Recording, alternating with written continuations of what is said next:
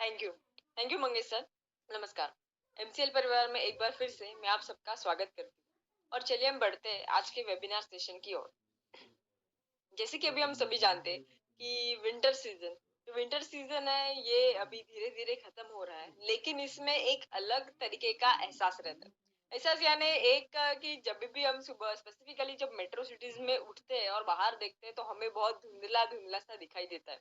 अभी number one reason ये ऐसा स्पेसिफिकली विंटर सीजन में क्यों होता है कि जब विंटर सीजन में अपने एटमॉस्फेयर का टेम्परेचर जो कम होता है उसकी वजह से जो भी एयर पोल्यूटेंट्स है वो निचली हिस्से में ही रहते हैं और इसीलिए वो विजिबल रहते हैं हम सब लोगों को।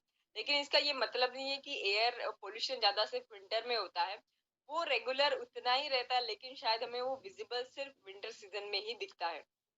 जब भी इस एयर पोल्यूशन की बात आती है और ये मेट्रो सिटीज की बात आती है तो विंटर सीजन में नंबर वन रहता है दिल्ली। दिल्ली में जो एयर पोल्यूशन है वो है, इट इज लाइक 50 सिगरेट्स आप पर डे पी रहे हो, इस तरीके से वहां पे एयर पोल्यूशन रहता है अगर आप वहां पे रह रहे हो।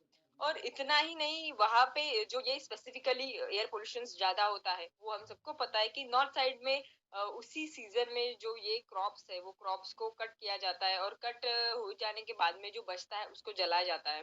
वैसे तो एयर पोल्यूशन का reason vehicles and any other things भी है, but then because of this जो कंट्रीब्यूशन है वो मोर देन 50% एयर पोल्यूशन को वो कंट्रीब्यूट करते हैं।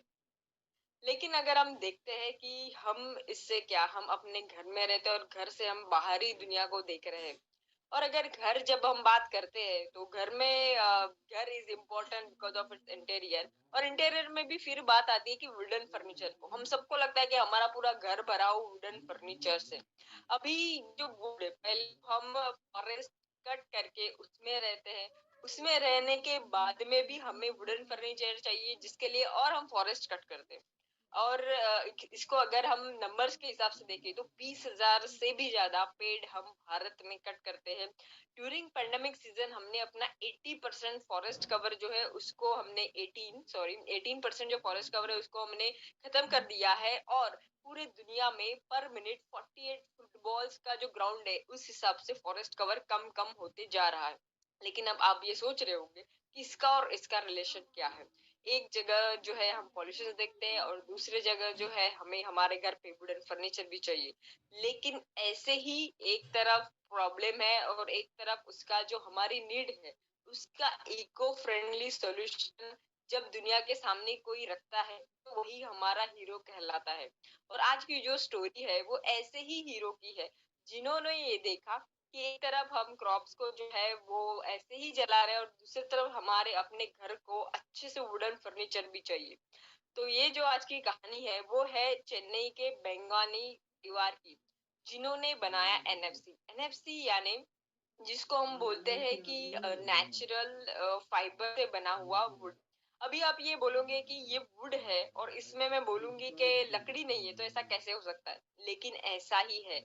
इन्होंने क्या किया, जो साउथ में स्पेसिफिकली राइस हस्क जो रहता है उसका एक पाउडर बनाया और वो पाउडर से उन्होंने बनाया प्लाईवुड। और ये प्लाईवुड अगर आप सोचते होगे कि इसमें टर्माइट लग सकता है, ये वाटर के लिए हम यूटिलाइज नहीं कर सकते हैं, ये सिर्फ इंटीरियर के लिए यूज कर सकते, तो ऐसा नहीं है।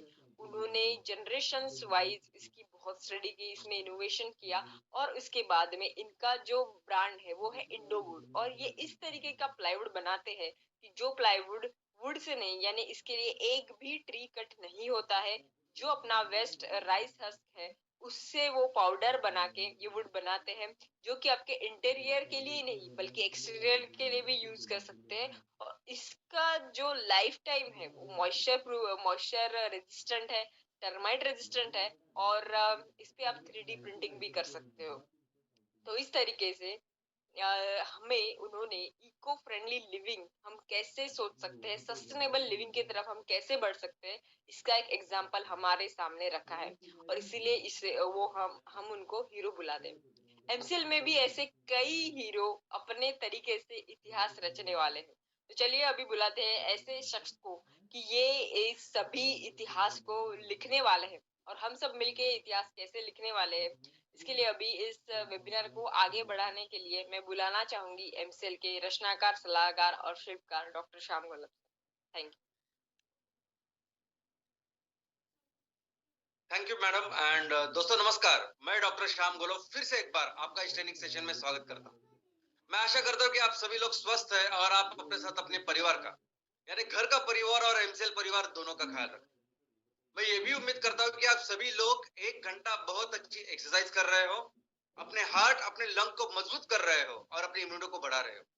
तो चलिए शुरुआत करते हैं आज के इस सेशन के साथ। दोस्तों, इकोसिस्टम इस शब्द का व्याख्या या डिफिनेशन करना बहुत मुश्किल है। कुछ एक चीज में हम लोग इसके बारे में सब कुछ बोल नहीं सकते, क्योंकि इस इकोसिस्टम में लिविंग, नॉन लिविंग, सजीव, निर्जीव, हर तरह की चीज आती है।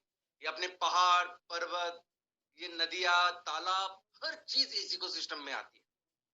दोस्तों, इकोसिस्टम यानी इस धरती माने हमारे इस धरती के ऊपर जितने भी जीव रहते हैं, उन जीवों के लिए जो तैयार की हुई एक परिस्थिति है। इकोसिस्टम को हिंदी में परिस्थितिकी कहते हैं। तो ये जो परिस्थिति है, ये अलग अलग टाइप की परिस्थिति है। जो समुद्र में रहने वाले जीव है, वनस्पति है, उनके लिए एक अलग परिस्थिति है। जो जमीन पर रहने वाले जीव है, उनके लिए एक अलग परिस्थिति। जो नदी में है वो अलग परिस्थिति है। हवा में जो उड़ते हैं उनके लिए अलग परिस्थिति इस कुदरत ने बनाई है। 400-450 करोड़ साल पहले हमारी इस पृथ्वी का जन्म हुआ है और 350 करोड़ साल पहले हमारी इस पृथ्वी के ऊपर पहला सजीव या सजीव उसकी शुरुआत हुई है। जो भी कोई जीव आता है, प्रकृति के नियम के अनुसार उसकी उत्क्रांति होती, बढ़ता, बेहतर बेहतर बेहतर होता जाता है। और ये सभी तरह के जीव जितने भी बेहतर हुए हैं, उन सबका ख्याल रखा है हमारी इस माँ ने। और इस जो ख्याल रखने के लिए जिस वातावरण का निर्माण किया है, जिस परिस्थिति का निर्माण किया है, वो है इकोसिस्टम। दोस्तों, अगर इसका एक नियम है, जो नियम अगर हम लोग समझे कि कैसे करोड़ों सालों से ये परिस्थिति, ये सब जीव घुल मिल के एक दूसरे के साथ रह रहे हैं, तो उस नियम का नाम है शाश्वत। उस नियम का नाम है सस्टेनेबिलिटी। दोस्तों, हमेशा किसी भी जीव को जो भी जरूरत हो, यानी चींटी से लेके हाथी तक, एक पेशीय से लेके सूक्ष्म पेशीय से लेके बहुत ही कॉम्प्लेक्स, जटिल, ऐसे अलग अलग जो प्राणी है, वनस्पति है, इन सबके लिए जो भी चीजें लगती है ना, वो चीजें ये प्रकृति बार बार लाके रखती है, रिसाइकल वे में, शाश्वत वे में, कभी खत्म ही नहीं होता ऐसी चीजों में। और इसीलिए ये चीज इतने करोड़ों साल से ऐसी ही चलती आ रही। अगर मनुष्य की बात करें तो मनुष्य इस धरती के ऊपर पिछले 2 लाख साल से, 2 लाख साल, पृथ्वी है 450 करोड़ साल से और मनुष्य इसके ऊपर है 2 लाख साल से। और 2 लाख साल से हम लोग धीरे धीरे धीरे करके हमारी उत्क्रांति हो रही है, हम बेहतर हो रहे हैं, बढ़ रहे हैं और आज इस परिस्थिति। लेकिन ये 2 लाख साल अगर आप पूरी पृथ्वी का जो जन्म है, जन्म से लेके आप समझोगे कि एक दिन है, पूरा 24 घंटे है, तो पृथ्वी अगर पिछले 24 घंटों से है, तो हम लोग, ये ह्यूमन, ये मनुष्य, ये जीव, मनुष्य जीव, ये पिछले 4 सेकंड से भी कम टाइम से है ये। तो हम 2 लाख साल भी हो, लेकिन वो पृथ्वी के हिसाब से हम लोग 4 सेकंड से भी कम टाइम से इस दुनिया के ऊपर है। लेकिन हमने क्या किया है? 2 लाख साल तो बहुत बहुत बहुत ज्यादा हो गए। हमने पिछले 200 सालों से इस पूरे परिस्थिति को, ये पूरी जो एक रचना हमारी प्रकृति ने किया है, हमारी माँ ने की है, हर एक जीव के लिए उस पूरे परिस्थिति को हमने बिगाड़ के रखा। बिगाड़ यानी आज पूरी तरह से वो डैमेज करके कगार पे लाके खड़ा कर दिया है कि जिसके तरफ पे वो हमेशा इरिवर्सिबली खराब हो जाए। और कितने दिनों में किया हम लोगों ने? तो 200 सालों से, जब से इंडस्ट्रियल रेवोल्यूशन की शुरुआत हुई, जब से औद्योगिक क्रांति की शुरुआत हुई, और इस औद्योगिक क्रांति के लिए हमने ये सभी तरह के जो जीवाश्म ईंधन का उपयोग शुरू किया, तब से किया। अभी ये औद्योगिक क्रांति की शुरुआत हुई 1830-1840, यानी इसका मतलब है 200 साल के लिए 2030 आना चाहिए, 2040 आनी चाहिए, लेकिन वो भी नहीं है।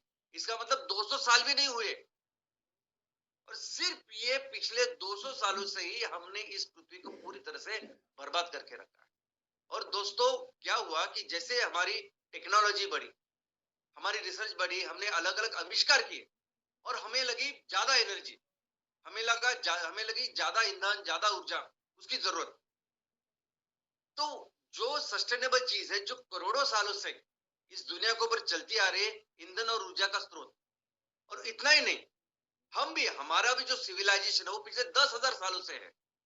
ये राजा महाराजा सब थे ना, इतने सालों से हम हमेशा उनके बारे में बातें करते हैं। आज भी उनके अवशेष है हर जगह पे। तो वहां भी वो ईंधन और ऊर्जा का इस्तेमाल करते थे। हर जगह ईंधन के लिए वो बायोमास था, वो लकड़ी थी, या तेल भी अगर आप देखेंगे तो तेल भी थे, तो लिक्विड भी फ्यूल थे, सॉलिड फ्यूल थे, जो चाहिए वो था। और ऐसा नहीं कि जितनी हमको जरूरत है, जितने अभी तादाद में हम लोग बड़े हैं, या जितनी हमारी जैसे एडवांस टेक्नोलॉजी के साथ जितनी जरूरत होने वाली है, वो पूरी जरूरत पूरा कर सकती है हमारी इस प्रकृति। इस पर्यावरण में जितने भी रिसोर्सेस है, ये वो मिलके इस जरूरतों को पूरा कर सकते हैं। लेकिन हमने वो नहीं अपनाया। हमने अनएथिकल, अनसस्टेनेबल जो चीज है उसको अपनाना शुरू कर दिया। हमने इस ईंधन और ऊर्जा के लिए इस हमारे पृथ्वी को पूरी तरह से बेहाल कर दिया। जिस तरीके से आज हम ईंधन और ऊर्जा के पीछे लगे हैं और उसको निकाल रहे हैं, ये पूरी तरह से अनसस्टेनेबल है और इसी से हमारी विनाश की शुरुआत हुई। और दोस्तों आज हम तो ऐसी परिस्थिति में हैं, इस तरह से हमने पिछले 200 सालों में सब काम करके रखा है कि आज ये इस वजह से, ये ईंधन की वजह से जो क्लाइमेट चेंज हुआ है, जो ये हवामान बदल हुआ है, उसकी वजह से पूरी दुनिया आज खतरे में। हम तो खतरे में है ही, लेकिन हमारे साथ इतने सारे जीव जो करोड़ों सालों से इस धरती के ऊपर रह रहे हैं, जिनका ख्याल रखती आ रही है ये माँ, उसको भी हम लोगों ने खराब, पूरी तरह से मौत के इस पे लाके रखा है। इनफैक्ट मैं ऐसे ही नहीं बोलता हूँ। रिपोर्ट, एक एजेंसी है, एक संस्था है जिसका नाम है IPCC, inter governmental panel for climate change. पूरी दुनिया के जितने देश है, उन देश ने बनाई हुआ एक संगठन है, एक पैनल है, एक बोर्ड है, जिसमें सिर्फ और सिर्फ दुनिया के सबसे बेहतर ऐसे साइंटिस्ट है, सबसे बेस्ट ऐसी एजेंसीज है जो इस विषय के ऊपर काम करती है, क्लाइमेट चेंज के ऊपर काम करती है। अभी क्लाइमेट चेंज के ऊपर काम करने वाले सबसे बेस्ट जो लोग हैं, वो मिलके रिपोर्ट बनाते हैं। 1990 से रिपोर्ट की शुरुआत हुई, हर 5 साल ये रिपोर्ट बनता है, और आज इस साल 2022 में इन्होंने 6वां रिपोर्ट अपना प्रकाशित किया। और इस रिपोर्ट में उन्होंने जो बताया है वो उन्होंने कहा है कि ये रिपोर्ट, यानी आज जिस परिस्थिति में हम लोग हैं, ये पूरी दुनिया के लिए आखिरी चेतावनी है, फाइनल कॉल है, ये रेड कोड है। जो कुछ हमारे आजू बाजू हो रहा है, ये हमारे कुकर्मों की वजह से हो रहा है, ग्लोबल वार्मिंग की वजह से हो रहा है। और अभी हमने इसके ऊपर कुछ किया नहीं तो बहुत देर होने वाली है, हम कुछ भी नहीं कर सकते। इस परिस्थिति में जाएगी सब कुछ चीजें, इरिवर्सिबल हो जाएगा ये सब कुछ, हम नहीं बचा सकते फिर इस पृथ्वी को। इस तरह का डैमेज हम लोग इसके ऊपर कर रहे हैं। और दोस्तों इसी के लिए, यही सोच के पिछले 21 साल से हम लोग इसमें काम कर रहे हैं।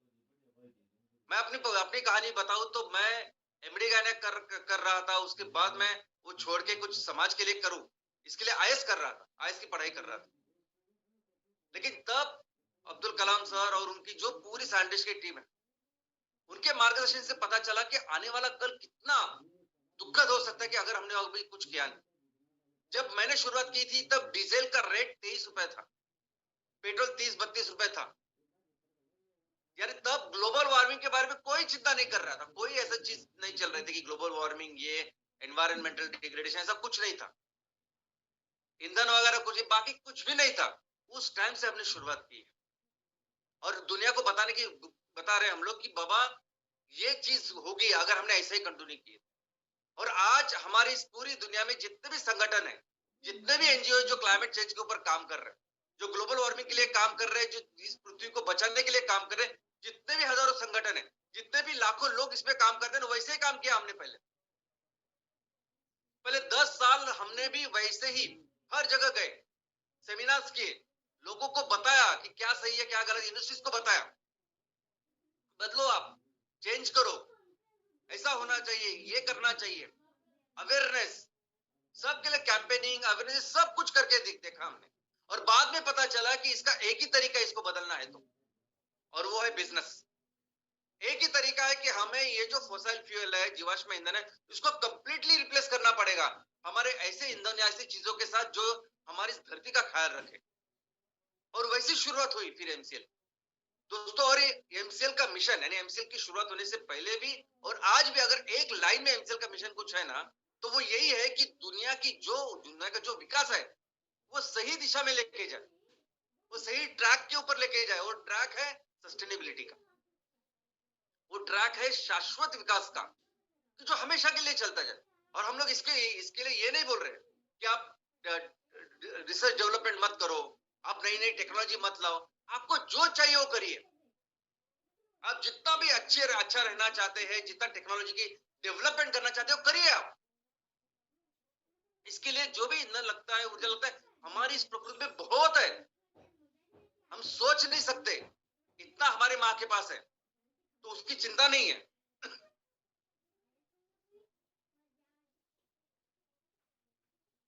लेकिन ये बात अभी पूरी दुनिया को अभी समझ में अच्छी आ रही है, क्योंकि इतने सारे रिपोर्ट आज हमारे सामने आ रहे हैं। ये बात इतनी इतनी सीरियसली आज अभी दुनिया के सामने रखी गई है कि आज पूरी दुनिया चाहती है कि ये हो, ये सस्टेनेबिलिटी, शाश्वत विकास के ऊपर सभी लोग काम करें। ऐसा भी पूरी दुनिया चाहती है। और जब मैं कहता हूं कि पूरी दुनिया, इसका मतलब पूरी दुनिया में जितने भी देश हैं, उन देश के एक संगठन है, जो सभी राष्ट्र प्रमुख है, देश के प्रमुख है, उनका संगठन है। और उस संगठन का नाम है यूनाइटेड नेशंस। और ये यूनाइटेड नेशन अभी चाहता है, पूरी दुनिया चाहती है कि ये जो विकास है, ये जो डेवलपमेंट हो रही है पूरी दुनिया की, ये शाश्वत सस्टेनेबल हो, जिसके ऊपर हम लोग इतने साल से काम कर रहे हैं। और इसीलिए यूनाइटेड नेशन ने इस पूरे दशक को 2021 से लेकर 2030 तक के पूरा जो दशक है, इसको डेडिकेट किया है एक चीज के लिए, एक लक्ष्य के लिए। और उस लक्ष्य का नाम है इकोसिस्टम रिस्टोरेशन, यानी पूरा जो पर्यावरण की जो व्यवस्था है, परिस्थिति की है, उसको फिर से रिस्टोर करना। इसकी डेफिनेशन अगर आप देखोगे, the process of halting and reversing degradation. दोस्तों, हमने इस इकोसिस्टम को पूरी तरह से हर जगह पे ना, हर तरह का अलग अलग जो इकोसिस्टम है ना, हर तरह के इकोसिस्टम को हमने खराब करके रखा है। और इस हर तरह के इकोसिस्टम को ठीक करना, यही हमारा काम है। हॉल्टिंग यानी ये जिसकी वजह से बर्बादी हो रही है, उसको पहले बंद करें और उसको रिवर्स करें, इस इकोसिस्टम को बेहतर करें। एंड रिकवर्ड बायोडाइवर्सिटी, यानी जो भी बायोडाइवर्सिटी, जो भी जीव सजीव इस दुनिया में थे, उनको फिर से वापस लाए, रिकवर करें। आपको लगता है कि मुमकिन है, तो ये मुमकिन है। इस प्रकृति में एक ऐसी क्वालिटी है, ऐसा नियम है कि वो अपने आप बेहतर होता है। अपने आप सिर्फ उस प्रकृति को, उनको बेहतर होने के लिए रख दो, ये होता है। ऐसे कई सारे एग्जांपल्स है पूरी दुनिया में है। कई सारे लोगों ने अपनी पूरी जिंदगी लगा दी, जितने भी डिग्रेडेड है, जितने भी ऐसे खराब, चाहे वो माइनिंग से हो सकते हैं और ऐसी सभी चीजों से होते हैं, उसको फिर से रिस्टोर किया है उन्होंने। ऐसे हजारों एग्जांपल मैं आपको दे सकता हूं। तो यूनाइटेड नेशंस का जो अभी लक्ष्य है वो ऐसा है। और ये जो पूरी जो रचना है ना, ये जिस तरह से काम होता है, ये हमारे शरीर में एक लीवर होता है, उसके जैसा है। लीवर भी वैसे काम करता है। लीवर को अगर पूरी तरह से लीवर खराब हो गया, एकदम डैमेज होता है। लेकिन अगर 5% भी लीवर अगर रहा, तो वो 5% लीवर अपने आप पूरे सारे जो खराब हुआ लीवर है उसको रिप्लेस करता है अच्छे लीवर के साथ। दूसरा कोई भी ऑर्गन नहीं है बॉडी में जो एक बार खराब होने के बाद फिर से रीजनरेट होता है, लेकिन लीवर होता है। लेकिन कभी कभी हम क्या करते हैं कि वो 5% को भी नहीं छोड़ते। वैसी ही परिस्थिति आज हमारी इस परिस्थिति की या इकोसिस्टम की है। और दोस्तों, ये काम करने के लिए यूनाइटेड नेशंस ने एक एक्शन प्लान बनाया है। यूनाइटेड नेशन कहती है ये एक्शन प्लान हमने ऐसे बनाया कि जो पूरे ग्लोब को, पूरी दुनिया को लागू होगा। पूरी दुनिया के जो अलग अलग इकोसिस्टम है, अलग अलग देश है, उनके लिए लागू होगा। जिसमें मनुष्य, ये प्राणी, जानवर, सबके लिए ये लागू होगा। और किसने बनाए? तो इसमें भी पूरी दुनिया के जो भी सबसे बेहतर साइंटिस्ट है, सबसे बेस्ट संस्था है, जो पूरी तरह से डेडिकेटेड है, दिन रात इसके ऊपर काम करती है,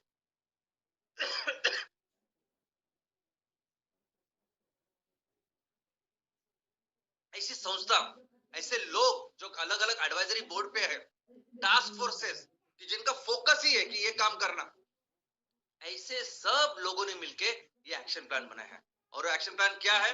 तो वो एक्शन प्लान यानी 10 चीजें हैं। ये 10 चीजें जो हमें करनी है, जिसकी वजह से ये दुनिया फिर से रिस्टोर हो जाएगी। ये दुनिया का जो पूरा पर्यावरण का संतुलन जो हमने बिगाड़ा है, वो ठीक हो सकता है। हम जो आज पूरे कोड रेड में हैं, जो फाइनल कॉल में है, वो बेहतर हो जाएगा। इसलिए उन्होंने 10 ऐसी चीज रखे हुए। और क्या वो 10 चीजें हैं? तो सबसे पहले यूनाइटेड नेशंस कहती है, empower a global movement. United nation कहती है कि अगर ये काम करना है तो लोगों ने ज्यादा से ज्यादा संख्या में लोगों ने एक होने चाहिए और उन्होंने इस काम को कंट्रीब्यूट करना चाहिए। जब ये लोग एक होंगे और इस दिशा के ओर काम करेंगे, तभी जाके मुमकिन है, नहीं तो मुमकिन नहीं। यूनाइटेड नेशंस कहते हैं कि इस सब काम के लिए पैसे चाहिए हो, तो जो भी लोग इन्वेस्टर्स है, इन्होंने इस चीज को फाइनेंस करना चाहिए, इस चीज को रिस्टोर करने के लिए, इस इकोसिस्टम को बेहतर करने के लिए। यूनाइटेड नेशंस कहते हैं कि जो भी इसको कंट्रीब्यूट करता है, इन चीजों को, अगर कोई पैसे देता है, इन्वेस्ट करता है, अगर कोई पूरी जिंदगी इसके ऊपर काम करता है, तो इनको एक सही उनका आउटपुट इंसेंटिव मिलना चाहिए। अगर कोई पैसे के लिए काम करे तो उसको अच्छा रिटर्न मिलना चाहिए, कोई रिकॉग्निशन के लिए काम करे तो उनको रिकॉग्निशन मिलना चाहिए। ऐसी सब चीजें का ख्याल हमने हमेशा रखना चाहिए। यूनाइटेड नेशंस कहते हैं कि लीडरशिप, जो भी लोग इस चीज को कर रहे हैं, जो इसका नेतृत्व कर रहे हैं, जो लोगों को साथ में लेके इस दिशा की ओर काम कर रहे हैं, हमने उसका हौसला बढ़ाना चाहिए। हम सभी ने मिलकर उनको सपोर्ट करना चाहिए। जिस तरह से हो सके उनका जो मोरल है वो बढ़ाना चाहिए। ये बहुत जरूरी है ताकि वो और बेहतर इससे काम करें। यूनाइटेड नेशंस कहते हैं कि अगर इस चीज को हमें हासिल करना है तो हमें अपनी आदतें बदलनी होगी। वो आदतें जो हमारी इस पूरे परिस्थिति को, पर्यावरण को खराब कर रही है, पृथ्वी को खराब कर रही है, उसको बदलना होगा। और ऐसी आदतों को स्वीकार करना होगा जो आदतें हमारी इस दुनिया का ख्याल रखें। यूनाइटेड नेशन कहते हैं कि रिसर्च करो, उसमें निवेश करो, सोचो कि ये सब चीज बदलने के लिए क्या कर सकते हैं। अभी अलग अलग तरह के इकोसिस्टम है। एक इकोसिस्टम है जिसे कहते हैं वेटलैंड, पांथर, और ये बहुत सेंसिटिव और इकोलॉजिकली इतने इंपॉर्टेंट ऐसी वो इकोसिस्टम है परिस्थिति की। तो किसकी वजह से सब कुछ हो रहा है, तो इसके लिए हमने क्या करना चाहिए, इसके बारे में आप रिसर्च करो। रिसर्च के बारे में जब भी हम सोचते हैं तो रिसर्च का मतलब ये नहीं कि हम लैब में बैठ के कुछ रिसर्च करें। समाज में क्या हो रहा है, बच्चे क्या कर रहे हैं या बूढ़े लोग क्या कर रहे हैं, वो भी एक रिसर्च हो सकता है। तो वैसे ही इस इकोसिस्टम को रिस्टोर करने के लिए अलग अलग चीजें, नदियां क्यों खराब हो रही है, और उसको बेहतर करने के लिए क्या कर सकते हैं हम लोग, इसके ऊपर रिसर्च करिए, निवेश कीजिए, कैपेसिटी बिल्डअप करिए। इतना डैमेज होके रखा है, इतनी बड़ी समस्या ये है, इतना बड़ा प्रॉब्लम है, तो सोल्यूशन भी हमें उतना ही बड़ा करना होगा। और इस सोल्यूशन की कैपेसिटी बिल्ड करें। आपने एक जगह पे थोड़ा सा कर लिया तो वो नहीं कैटर करेगा इतने बड़े प्रॉब्लम को। कल्चर डेवलप कीजिए, कल्चर सेलिब्रेट कीजिए। आपको पता है ना कि एक ट्रेंड होता है हमेशा, ट्रेंड यानी बालों का ट्रेंड होता है कि बाल ऐसे होते हैं, सबके बाल फिर वैसे होते हैं, वैसे रखते हैं। कपड़ों का एक ट्रेंड होता है, जूतों का एक ट्रेंड होता है। समाज में हम लोग थोड़ा अलग अलग चीजें करते हैं। कोई ट्रेकिंग का एक ट्रेंड आता है आजकल। सेल्फी, जब पहली बार सेल्फी हुई तो मुझे पता ही नहीं था कि लोग खुद का फोटो निकालते हैं, उसको सेल्फी कहते हैं, और वो इतना मशहूर, बहुत देर तक मुझे पता नहीं था, लेकिन अब उसका भी ट्रेंड है, आपको पता है। तो यूनाइटेड नेशंस कहते हैं वैसे आप इकोसिस्टम रिस्टोरेशन का ट्रेंड बनाओ, कि मैंने अपने इस परिस्थिति को बदलने के लिए, अपनी धरती माता के लिए ये सब कुछ किया, और फिर लोगों को बताओ। ऐसा यूनाइटेड नेशंस कहती है। यूनाइटेड नेशंस कहते हैं कि आने वाले जो हमारे बच्चे हैं, नेक्स्ट जनरेशन है, ये युवा है, उनको तैयार करो, उनको प्रिपेयर करो, क्योंकि ये दुनिया भी उनके हाथों में जाने वाली है जल्द। तो उनको तैयार करके, ट्रेनिंग करके उनको बताना होगा इनका इंपॉर्टेंस, तब जाके ये पूरी दुनिया का अच्छी तरह से ख्याल रख सकते हैं और शाश्वत की ओर हम लोग विकास कर सकते हैं। और समझो जो भी काम हम लोग कर रहे हैं ना, उसका फीडबैक लो।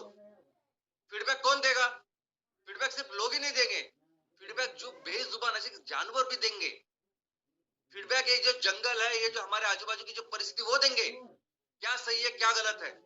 अगर हम जो भी कर रहे हैं उसका फीडबैक सही है तो समझो, नहीं है तो उसको भी समझो, क्या बेहतर कर सकते उसको समझो और फिर आगे बढ़ो। तो दोस्तों इस तरह के 10 चीजों के बारे में यूनाइटेड नेशंस कहती है।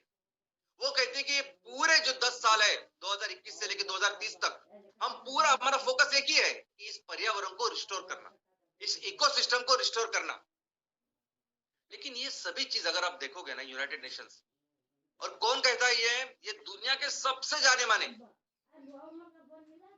यानी प्रमुख, यानी जो सबसे बेहतर सबसे बेस्ट साइंटिस्ट वो। लेकिन ये सभी चीजें जो उन्होंने बताई है ये गाइडिंग प्रिंसिपल जैसी है, मार्गदर्शक तत्वों जैसी है कि आप इस दिशा में काम करना चाहिए, आपने सच बोलना चाहिए, आपने ये करना चाहिए वो करना ऐसे। लेकिन क्या करना चाहिए एक्चुअली, कौन सी ऐसी चीज है कि जिसमें लोग निवेश करें, कौन सी ऐसी चीज है जिसमें लीडरशिप डेवलप हो, कौन सी ऐसी चीज है जब लोग आंदोलन करें उसके आगे आए, कौन सी ऐसी चीज है किस तरह के एग्जैक्टली काम करें, ये नहीं बताते। ये नहीं बता रही है कि ये सब ये जिस वजह से प्रॉब्लम हो रहा है उसका सॉल्यूशन क्या होना चाहिए, किस तरह से हम लोग एक्चुअली रिस्टोर करें, इसके बारे में सॉल्यूशन नहीं देती। ये गाइडिंग प्रिंसिपल देती है, इनफैक्ट ब्लूप्रिंट कहा है। अगर उन्होंने 10 साल ये रखा है और आईपीसीसी का रिपोर्ट अगर 2022 में आया है कि बस लाल लाल बत्ती उन्होंने दिखाई है, कोड रेड नहीं, अगर हम लोग आगे नहीं जा सकते अभी इस परिस्थिति में, नहीं तो हम हमेशा के लिए लुप्त हो जाएंगे। ऐसी जब आईपीसीसी बोलती है, पूरी दुनिया आई मीन एक्सपर्ट बोल रहे हैं, तो हमें फिर अगले 10 साल में अगर हमने लक्ष्य रखा है तो क्या करना चाहिए, 1 साल में 2 साल में 5 साल में 10 साल में क्या एक्सपेक्ट करते हैं हम, क्या होना चाहिए, ऐसा कोई ब्लूप्रिंट नहीं है।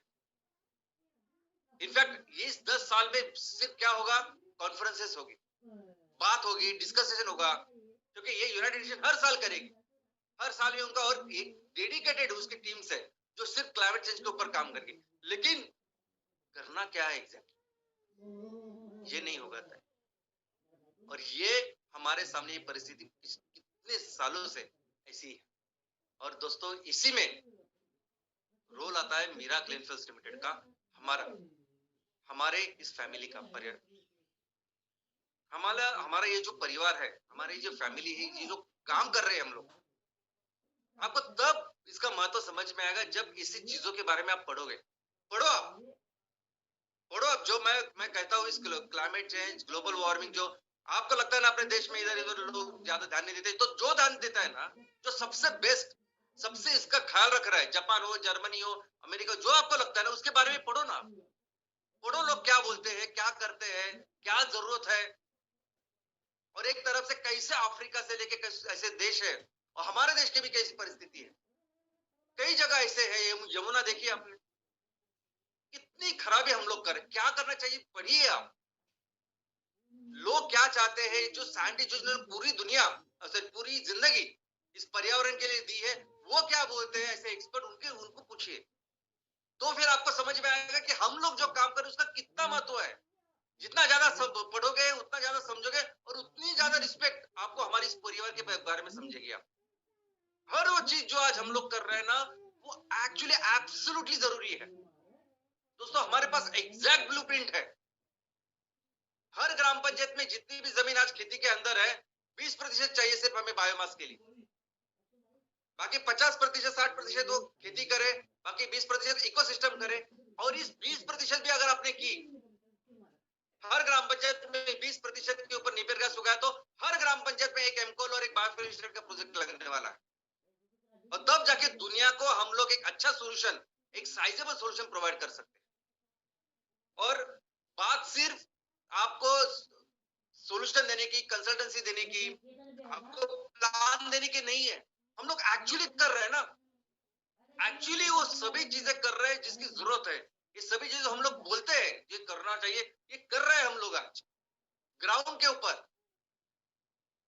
कोई नहीं कर रहा है जिस तरीके से आज एमसीएल परिवार में इतने सारे लोग मिलकर कर रहे हैं। सबसे पहले तो ये एम्पावर ग्लोबल मूवमेंट बोल रही है, सबसे पहला मुद्दा यूनाइटेड नेशन ने क्या बोला है पूरी दुनिया के लिए, आप मूवमेंट, आप आंदोलन तैयार करो।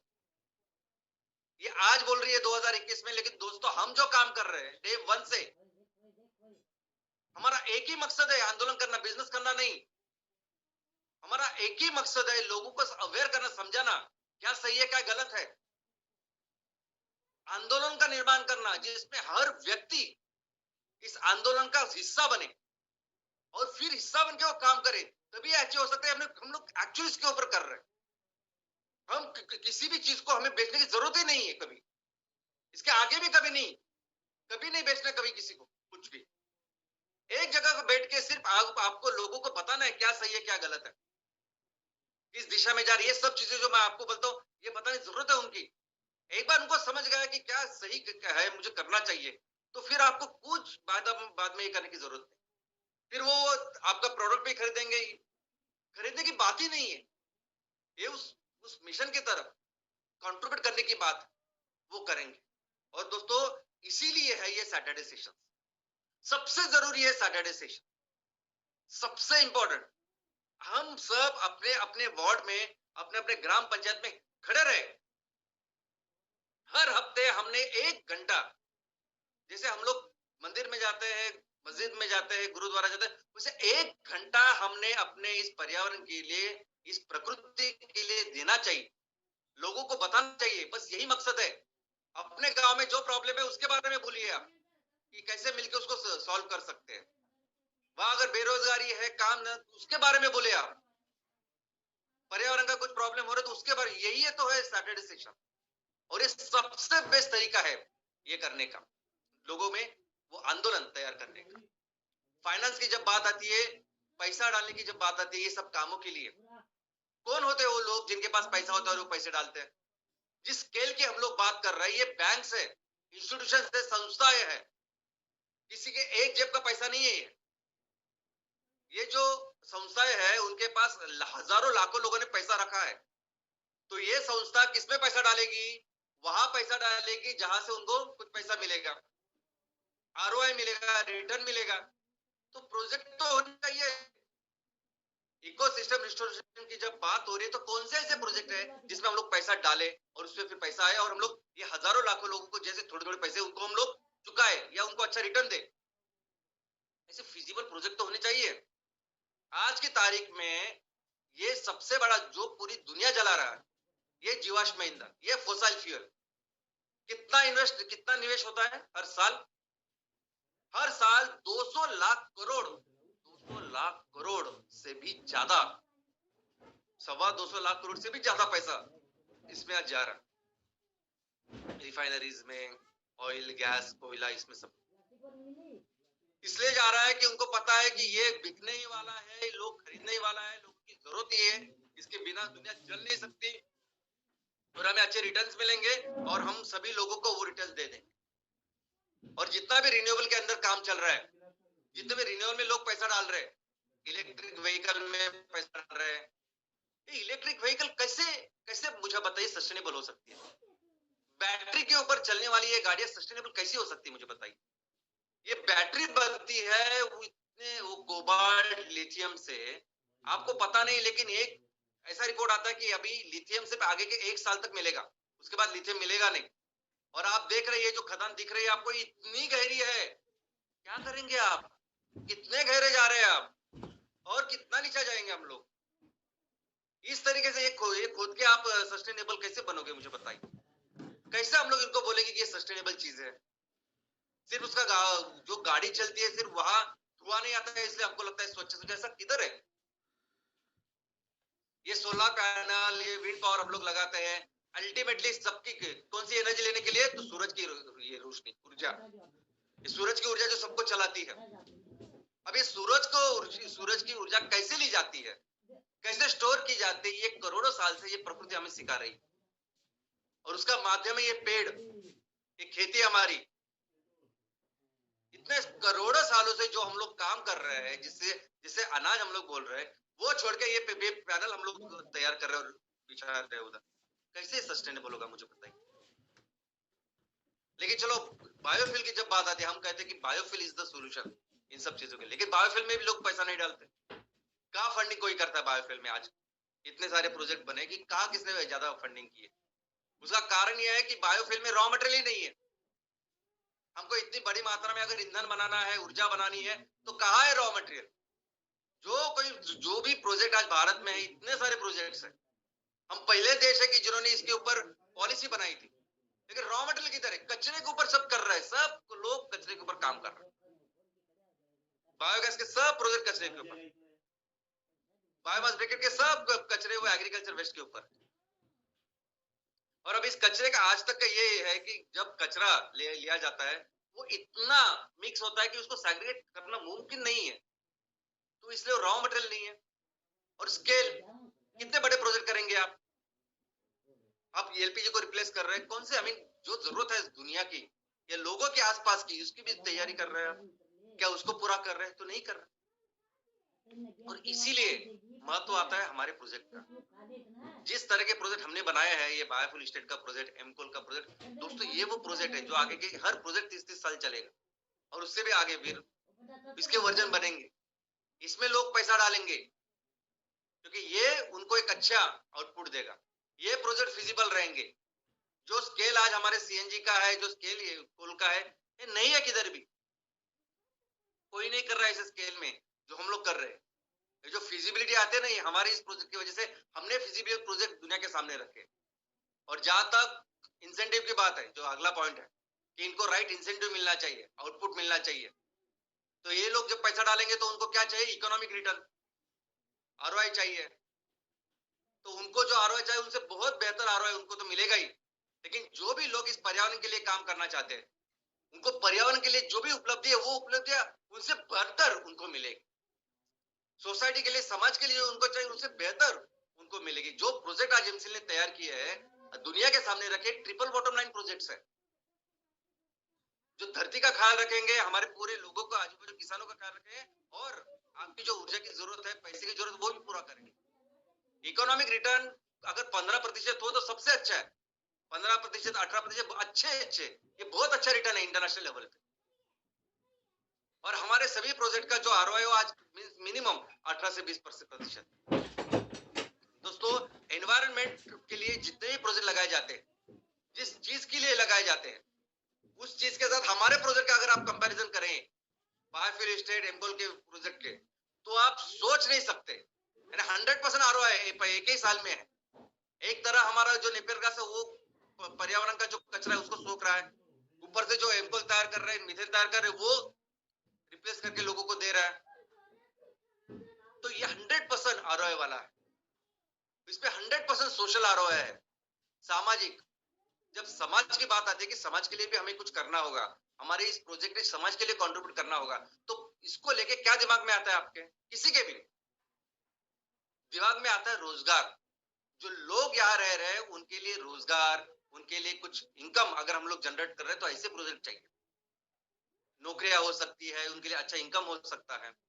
आज की तारीख में सभी जो प्रोजेक्ट चल रहे हैं, यानी अभी तो ऑयल एंड गैस इंडस्ट्री में इतने सारे पैसा लग रहा है, वहां से लेके ईवी तक, इलेक्ट्रिक व्हीकल तक, ये सभी पैसे, ये जो प्रोजेक्ट लगते हैं ना, बहुत बड़े बड़े मशीन के साथ प्रोजेक्ट लगते हैं। लोग कम, मशीन ज्यादा, ज्यादा। क्या एम्प्लॉयमेंट जनरेशन है, मुझे बताइए। हम एक प्रोजेक्ट, यानी बायोफ्यूल स्टेट का प्रोजेक्ट, एमकोल का प्रोजेक्ट, दोनों प्रोजेक्ट में 100 हेक्टर हम जमीन नेपियर ग्रास के अंदर लाएंगे। इसका मतलब कम से कम वो 100 हेक्टर में 100 लोग, 100 परिवार को हमेशा के लिए उनकी रोजी रोटी की चिंता दूर करेंगे, अच्छा इनकम उनको देंगे।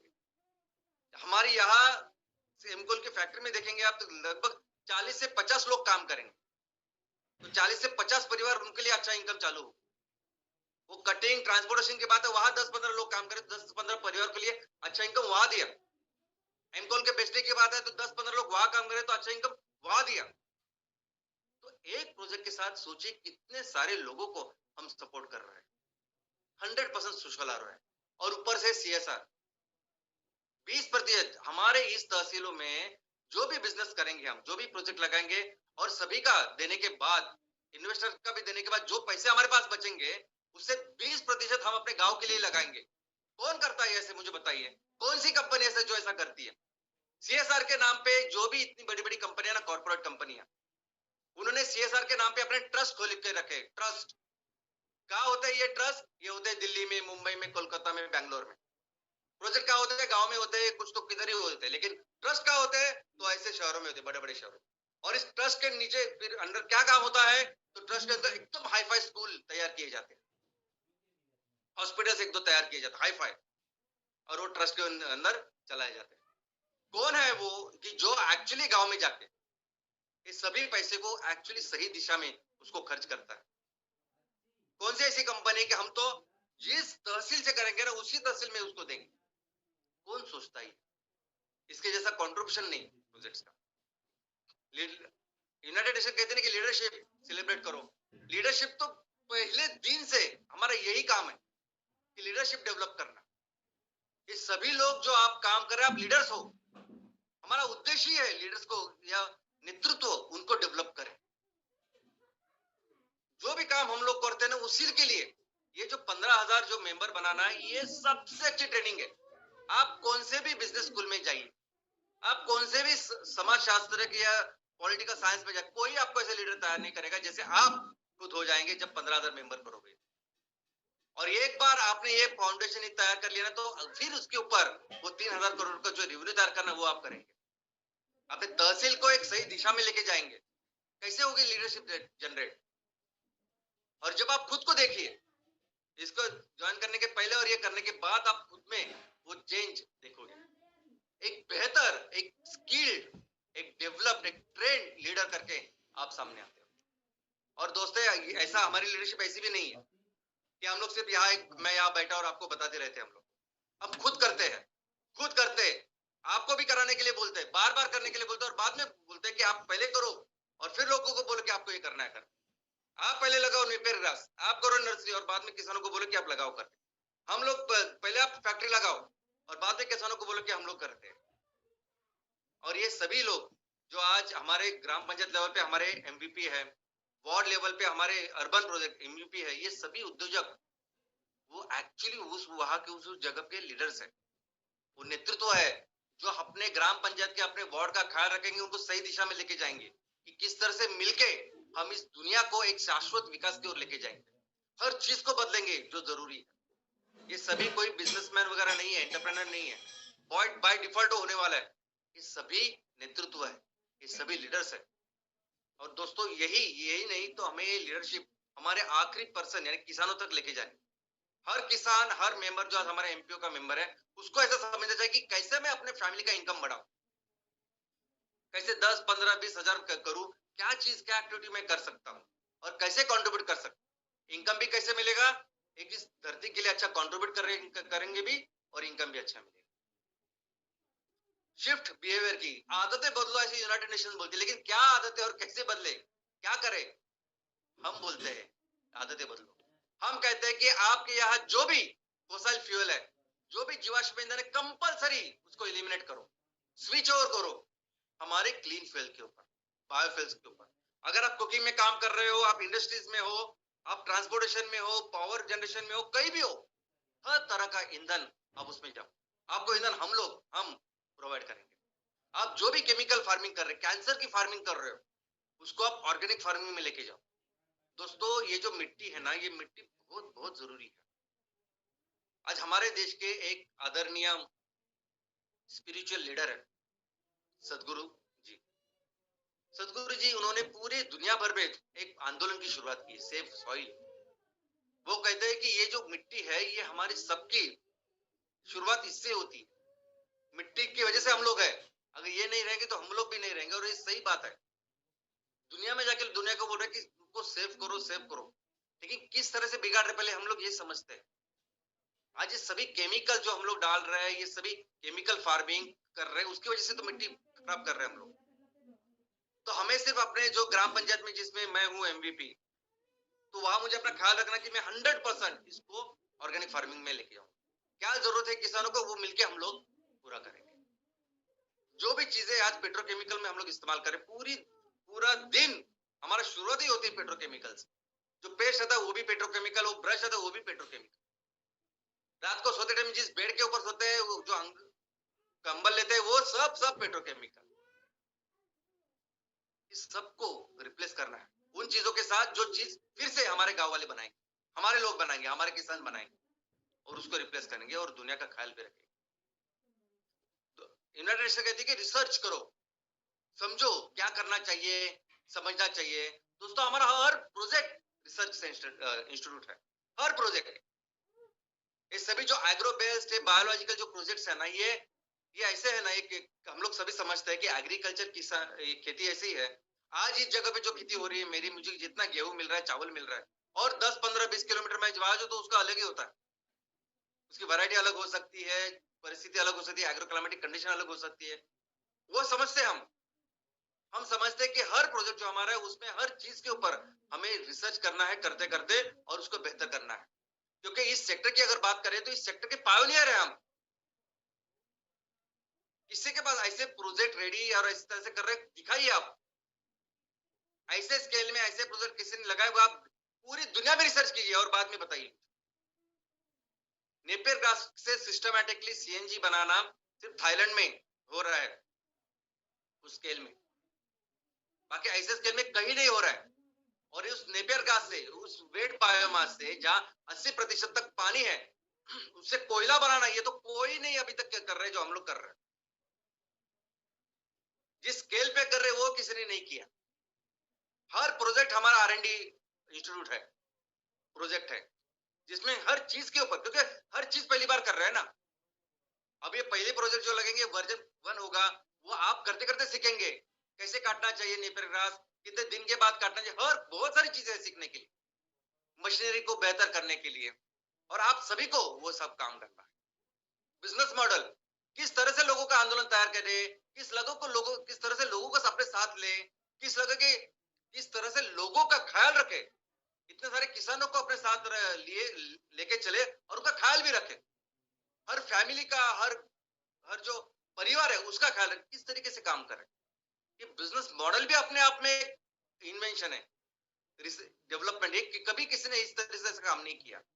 लोगों ने किया, एक तो कॉर्पोरेट में अपनी फैक्ट्री लगाए, पैसा डाला, बस एक जगह पर बैठे, न तो कोऑपरेटिव में जिसमें धंधा कम और राजनीति ज्यादा थी। इस तरह से लोगों का जो काम है वो पहली बार हमने करके, टेक्नोलॉजी जिस तरह से हम लोग ये डेवलप किया है, ये भी नहीं है कहीं। डोम जैसे आपको मिलेंगे सब बायोगैस के प्रोजेक्ट, वैसे नहीं है, ऐसे मॉडल प्रोजेक्ट कहीं भी नहीं है। ये जो प्रोडक्ट डेवलपमेंट है, ये अभी फर्टिलाइजर के भी जितने प्रोडक्ट हमने सामने रखे हैं, ये लोगों ने रिसर्च में तो किए हैं, लैब में तो किए हैं कि ऐसा फर्टिलाइजर तैयार हो सकता है कि जिसमें कार्बन इतना ज्यादा हो सकता है। कौन सा प्रोडक्ट किसी कंपनी ने वो बना के ऐसी बेच रही है क्या? जिस तरह से हमने प्रोडक्ट को एस्टेब्लिश किया है मार्केट में, अलग अलग पैकिंग के साथ सामने रखा है, किसने रखा है क्या? और दोस्तों एक कंटिन्यूस प्रोसेस होने वाली है, ये ऐसा नहीं कि अभी हमने रखा और बस आगे के 20 साल हम लोग ऐसे ही चलेंगे, ऐसा नहीं होगा।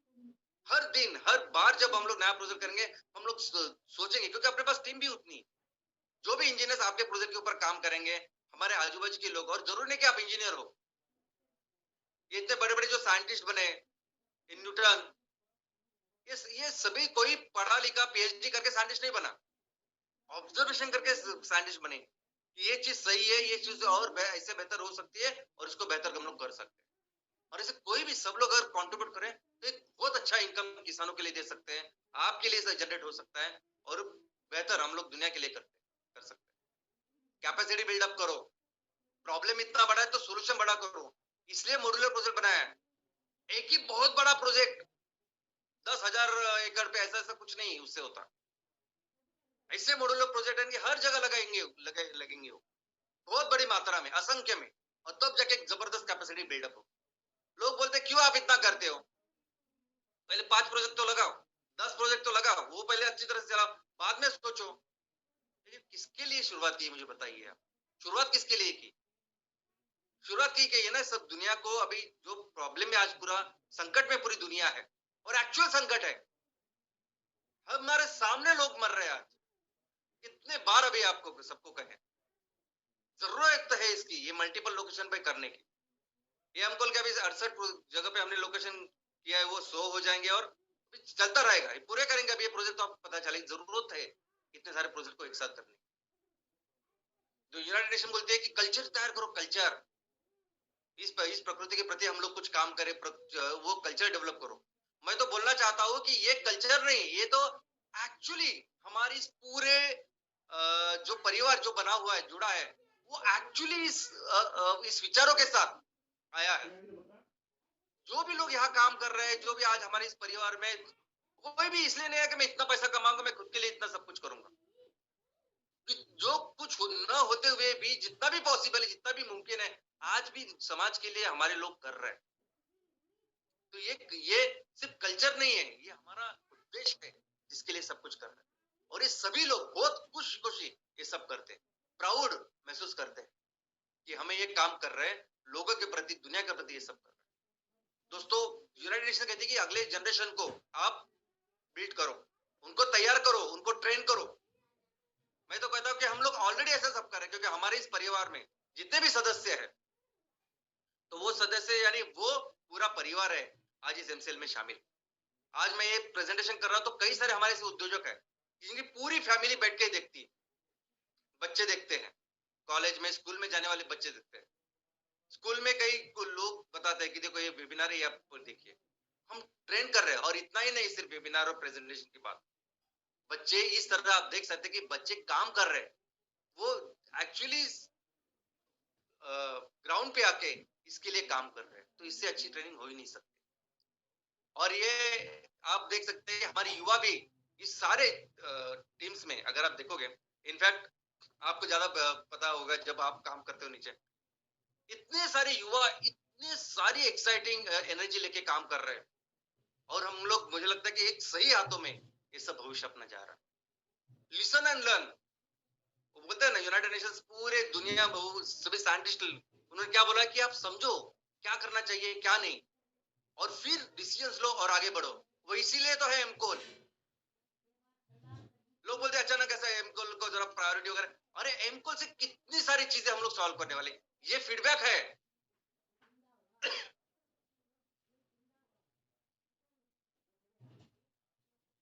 एमकोल ऐसी चीज है कि इतने सारे किसानों को अगर हमें ज्यादा से जल्द अगर इनकम देना है, एक प्रोजेक्ट वीडियो बनेगा, उसके ऊपर काम करेंगे, बाद में कब कब किसान फिर देखते रहेंगे। हमारे इतने सारे एमवीपी काम कर रहे हैं। एमकोल ऐसी चीज है ना जो फास्ट, अभी भी हमारे पास कितने सारे ऑर्डर्स हैं, जल्दी से जल्दी वो तैयार करके हमारे किसानों को पहले अच्छा इनकम दे सकते हैं ना हम, ये सब करके। एमकोल ऐसा कि जिसमें डिपेंडेंसी नहीं है, यानी मिथेन के कंप्रेशन के लिए कंप्रेसर मंगा तो हो सकता है कि 6, 9, 12 महीने लगे उस कंप्रेसर को आने के लिए, कैस्केड को बनने के लिए। वो सब कुछ कंपनी है जिनके हाथ में वो सब कुछ है, कैस्केड से लेके सब कुछ। तो हमने कितना भी डिसाइड कर लिया तो हो सकता है इतना टाइम लगे उसको, लेकिन एमकोल ऐसी चीज है कि जिसको हम इमीडिएटली कर सकते हैं। इमीडिएटली किसी के पास डिपेंडेंसी नहीं, जो भी चीज आज एमकोल को तैयार करने के लिए लगती है वो हम खुद बना सकते हैं, भारी मात्रा में बना सकते हैं और शुरुआत कर सकते हैं। और दुनिया के लिए, आज दुनिया की जो जरूरत है इस इकोसिस्टम को, पर्यावरण को बेहतर बनाने की, उसको रिस्टोर करने की, उसका सही पर्पस सॉल्व कोई कर सकता है तो वह है एमकोल। क्योंकि दुनिया बर्बाद करने में नंबर 1 है कोल, उसको रिप्लेस कर सकते हैं हम लोग एमकोल के साथ। और दोस्तों, ये जो सोल्यूशन आज जो पूरा परिवार है ना हमारा एमसीएल का, ये दुनिया के लिए सोल्यूशन मैं आपको बोलता हूँ। ये कोई बिजनेस या पैसा कमाने के लिए या हम ऐसी गोद करो, ये बहुत बहुत सेकेंडरी है, ये है ही नहीं सब चीजों में। ये पूरी दुनिया भी देखिए ना, मैंने आपके सामने रखा, क्या सोचते हैं दुनिया के बेस्ट ब्रेन, यूनाइटेड नेशन के सबसे बेस्ट, उन्होंने क्या रखा है, ऑलरेडी उसके ऊपर काम कर रहे हैं हम लोग कितने दिनों से। और दोस्तों, ये जो भी कुछ हम लोग जो बात कर रहे हैं ना, आपको जो भी कुछ आपको बताते हैं, आप ये करिए वो करिए, चाहिए खुद जमीन के लिए परमिशन के लिए, जो भी काम करना चाहते हैं, ये सैकड़ों बार किया हमने,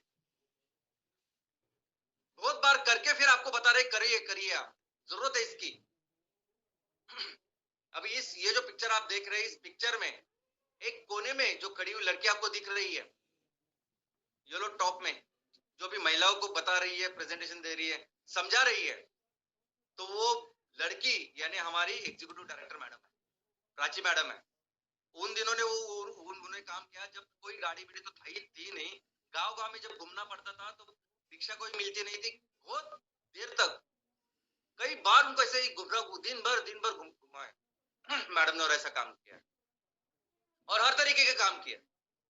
ये इस पिक्चर में भी आप जो बैठी हुई लड़की है वो हमारी प्राची मैडम, हर तरह का काम, जमीन से लेके ये परमिशन से लेके लोगों से बात करो, फ्यूल वालों से सब तरह का काम हम लोगों ने किया और फिर आपको बता रहे करने के ये यानी ये मेडिकल डिग्री जैसे मैंने डॉक्टरी की है, एमबीबीएस किया। तो जब मैंने एमबीबीएस की शुरुआत की तब हमारा पहला साल जो होता है एमबीबीएस का, तो एमबीबीएस का पहला साल होता है 1.5 साल का, यानी 3 सेमिस्टर होते हैं। और उसमें क्या सीखते हैं हम लोग? तो इस मेडिकल में हम लोग सीखते हैं histopath, biochemistry, glucose, fructose, ATP, ये सब चीजें, अलग अलग केमिकल्स सीखते हैं। हिस्टोपैथ ने हर टिश्यू, हर पेशी कैसी दिखती है उसका रिसर्च लैब में वो देखते हैं, पढ़ते हैं 1.5 साल तक। मुझे लगता था कि अरे हम लोग कितने इंथुसियास्टिक रहते हैं, अभी डॉक्टर बनेंगे, डॉक्टर बनेंगे। और सबसे नंबर 1 इंस्टीट्यूट हमारे महाराष्ट्र का, केईएम का। तो मुझे लगा यार इसमें हम लोग समय बर्बाद कर रहे हैं। एक्चुअली हमें जाना चाहिए और पेशेंट के सामने रखना चाहिए, पेशेंट को दिखाना चाहिए कैसे पेशेंट को, कैसे अलग अलग बीमारियां होती है, कैसे उनको ट्रीट किया जाता है, वो सबसे जरूरी है। क्या ही है, लेकिन ये करने के बाद पूरा जब कोर्स पूरा किया, एमबीबीएस पूरा किया, लोगों को आई मीन पेशेंट्स को देखा, बाद में तो सेकंड ईयर थर्ड ईयर में पूरा टाइम हॉस्पिटल में था, उसके बाद में पता चला कि ये जो बेसिक जो हमने किया है वो कितना जरूरी है। ये बेसिक अगर हम लोग अच्छी तरह समझे तो कई सारी चीजों को हल कर सकते हैं, सोल्यूशन लेके आ सकते हैं। वैसे ही जो चीजें हम लोग आपको बोलते हैं ना, इस डिग्री जैसा है, बहुत सारी चीजें आपको लगेगी पहली बार ऐसा क्यों वैसा क्यों, करिए, जितनी अच्छी तरह से करें ना उतने बेहतर उद्योजक करके आप सामने आए। और दोस्तों किस संस्था के साथ हम लोग काम कर रहे हैं, उस संस्था का विजन क्या है, ये बहुत जरूरी है, बहुत जरूरी है विजन। किस दिशा में, किस ओर के लिए हम लोग काम कर रहे हैं।